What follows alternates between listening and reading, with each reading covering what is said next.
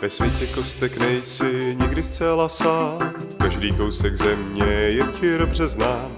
Však velké dobrodružství na tebe ještě čeká, tam daleko za kopcem, kde končí místní řeka. Tam daleko za horami, za zelenou džunglí, tam oceloti usínaj a krýprové tam loudí. Tam se sněžnými biomy a oceány z kostek, tam dobrodružství začíná, už to cítíš v kostech. Natěž nějaké suroviny a pokácej stromy, ukovej si zbraně a buď ve zlatavé zbroji. Rozluč se s vlkem a dej s Bohem domovu, epická výprava za tvojí Minecraft svobodu.